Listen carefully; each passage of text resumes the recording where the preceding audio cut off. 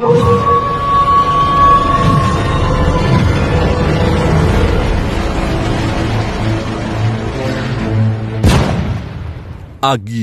ni Paraon.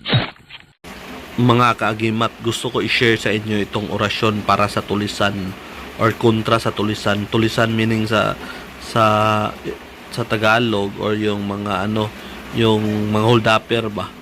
Yung mga tao na mga kawatan, mga tao na magagamit ito sa tao na mga naiminsala sa inyo, gusto kang saktan, gawan ka ng masama. So ito yung orasyon, dipinsa mo sa mga taong masasama. Okay, so ang paggamit ito mga kagimat, kailangan itong alayan ng dasal kasi ang kapangyarihan nito ay nanggaling sa Diyos, hindi galing sa kahit na kanino kasi sa names pa lang, merong name ni Jesus, merong name ng mga saints or mga santos. Kaya ang kapangyarihan nito galing sa Diyos at alayan natin to ng dasal para mag-effect siya, para lalong magkabisa at mag-empower. Palagi itong gamitin sa lahat ng oras, lalo na sa panganib, para kayo ay iligtas niya kontra sa mga masasamang tao. Ang pag-alay nyo ng dasal ay isang mag-prayer lang kayo ng 3 Our Father, 3 or Ama Namin, 3 Hail Mary or yung Ave Maria, at 3 I believe or yung sumasampalataya hanggang sa ipinako sa cross. Okay? After ng pinako sa cross, sabihin nyo ang orasyon para tulisan or kontra sa tulisan, na para hindi ako saktan or gawan ng masama. Sabihin nyo din nyo, magdasal kayo nito sa Diyos na Lord, tulungan nyo ako na maligtas ako sa mga masasamang tao, para hindi nila ako gawan ng masama or hindi nila ako saktan. Tulungan niyo ako Lord kasi wala akong ibang wala akong magagawa kung wala ka. Ikaw lang ang makaligtas sa akin sa mga masasamang tao. So sabihin niyo yung request, lalo na kung palagi ka nagbabiyahe. Protektahan niyo ako Lord sa kung matagal ako makauwi or hating gabi na or madaling araw kang nagtatrabaho. Sa every time na nagpray kayo sa Diyos at sa time na gagamitin nyo na to, usalin nyo lang magdasal ka sa Diyos, na automatic na magdasal ka sa Diyos na Lord, gabayan nyo ako, sabayan nyo ako sa araw na to or sa gabi na to na hindi ako saktan sa mga masasamang tao. Tapos usalin nyo ang orasyon pa ulit-ulit. Okay, sa yung prayer, isang 3 Our Father, Hail Mary, and I believe, hanggang sa pinako sa cross. Tapos usalin yung sabihin nyo yung request nyo, tapos usalin yung orasyon na Credo in Deus Cristo et Bellius, Jesus Sandibar Ibarra Merucum. Credo in Deus Cristo et Bellius, Jesus Sandibar Ibarra Merucum. So dapat 3 times ulitin mga kagimat kasi ang 3 ulit symbolic siya ng God the Father, Son, and Holy Spirit. So Trinity. So 3 ulit mga kagimat. Credo in Deus Cristo et Bellius, Jesus Sandibar Ibarra Merucum. After nyo mausal nito, pwede kayo mag-request. Sabihin yung request nyo, Diyos, ikaw yung mangunguna sa aking daraanan.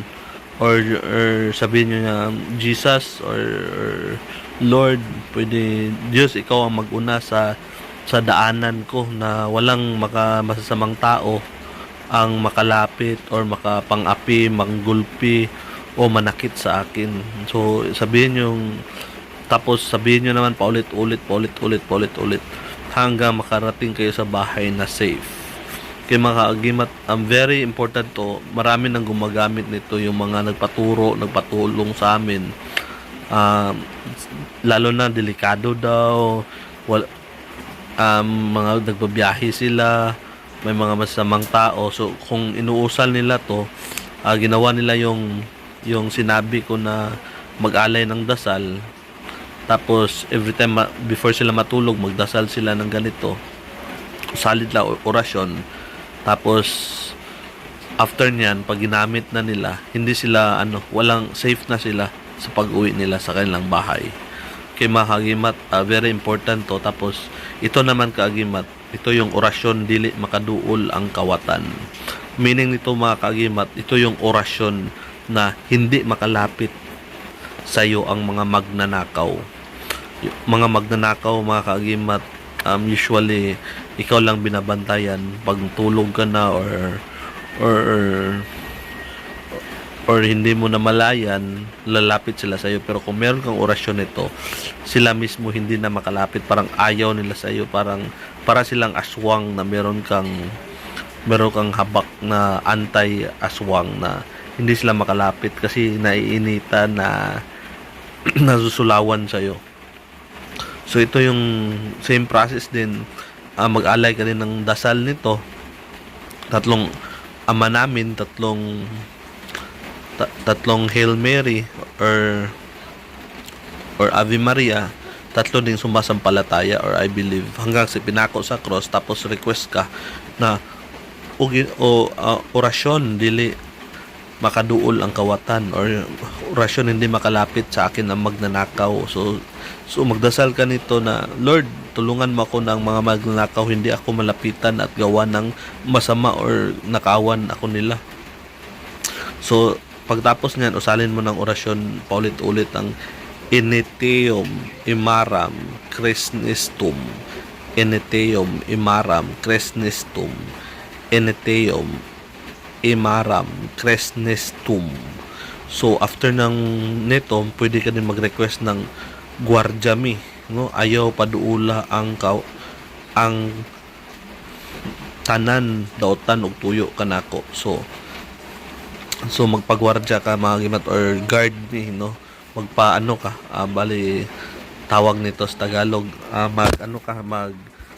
kagimat, magpagwardya ka, yung meron kang bodyguard ba, meron kang gabay nito, na ang gabay mo siya yung magprotektar sa iyo. Yung gabay mo nasa gilid mo lang palagi, minsan 2 tao, minsan 1, 2, minsan 3, na yung masamang tao hindi sila makalapit sa iyo kasi yung gwardiya mo, yung gabay mo, makita nila kahit ikaw hindi mo makita, hindi mo mamalayan. Pero yung mga magnanakaw, makakita sila ng gabay mo. Yun ang rason hindi sila makalapit. Tapos yung gabay mo, malalaman nilang sino magnanakaw, magawan sa iyo ng masama na nakawan ka. So ma-sense nila yun, tapos sila na mismo ang magpapaalis sa magnanakaw para hindi ka manakawan. So very important ito sa inyo mga kagimat, kaya gusto ko to i-share. At saka mga kagimat, gusto ko din i-shout out ang mga sundalo, mga intelligence sa 10 IV Tabak Division. Palagi silang nanonood sa mga video natin. Mga sir, shout out sa inyo. Pwede itong magamit mga sir sa sa pang-araw-araw yung kabuhayan, lalo na kahit sa gera, maggamit nito sa mga rebelde na protektahan kayo. Mayroong gabay na magprotektar sa inyo, na hindi sila magnako pero masamang tao sila, na hindi kayo hindi nila kayo mag-alarm kasi ito, makaka-feel ka ng na meron kang maramdaman ba dahil sa espiritu nito na galing dito. Meron kang ma-feel na may masamang tao, or may magnanakaw, mga ganyan. Ma-discover nyo pa ang ibang gamit nito pag palagi nitong ginagamit, dinadala, inuusal. Ma-discover nyo pa ang pang mga features nito, mga kagimat. So mga kagimat, please like, share, comments, and subscribe to our YouTube channel and click the notification bell. At kita-kita tayo sa susunod na video. Ako ang inyong kagimat na si Paraon. Marami pong salamat sa inyong panunood.